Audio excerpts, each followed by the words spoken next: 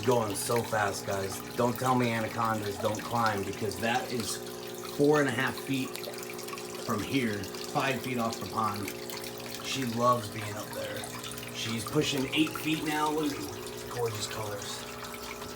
She's about 8 feet, 15 pounds. She's been getting a large rat every 4 weeks. And she's now fasting from November 15th until March 1st. No food. And then once she's back on feeding in March, she's not going to get jumbo rats because they're pretty much pure fat. So she's going to switch to mostly rabbits. And then 1 meal a year, she's going to get a jumbo as a treat, probably before fasting. But she's starting to really gain some girth. She's starting to really thicken up a little bit, but she's still staying very healthy. She's extremely muscular. She's a little feisty right now because I tried holding her in. If you don't get her away from her cage right away, she gets feisty. But you guys see how active she is. Her cage is 11 feet long, 6 feet from front to back, and 6 feet from top to bottom.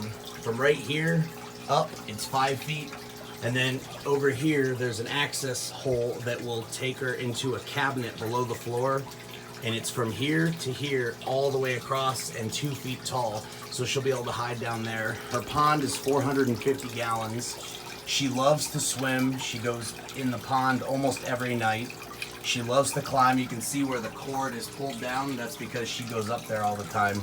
So people say that anacondas don't climb. I mean, she's obviously not fully grown, but she hasn't stopped climbing yet, and there's plenty of room up there for a long time. So once she gets to be probably like 6 years, depending on if I sell this house and buy something bigger, my plan is an 18-foot cage, 12 feet wide, 8 feet tall, with about 60% being a pool for her.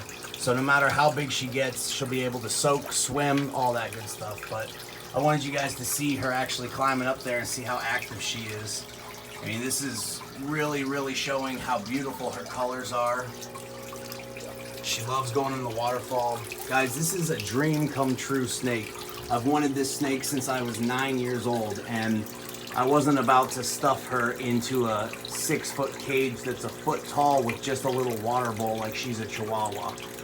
She will always be able to swim. She'll always be able to soak and climb and move about. And she uses every square inch of this enclosure.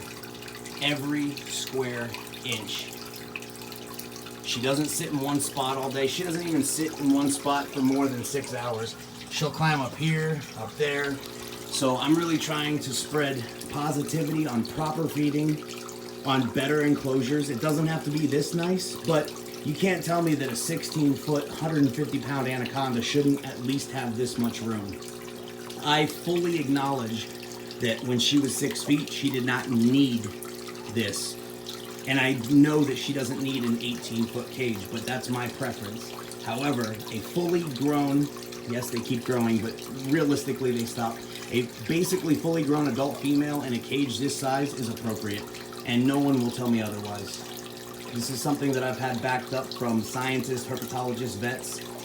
The cage size for these animals is very, very undersized because breeders like to tell people that the smaller the better, that she's going to be aggressive. She's not aggressive. She's never stopped eating. She uses every single inch. So, guys, if you haven't done so already, don't forget to like, subscribe, share, all that good stuff.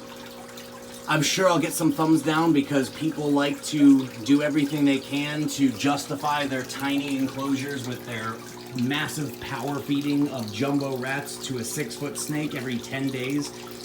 But I'm just going to have my beautiful girl eating half the year, eating a little more for a little bit more of the year, and then fasting for 4 months and still maintaining a beautiful, healthy size. So subscribe, thumbs up, thumbs down, doesn't matter. I get paid for both. And everyone be safe. Thank you guys for the continued support. Love you.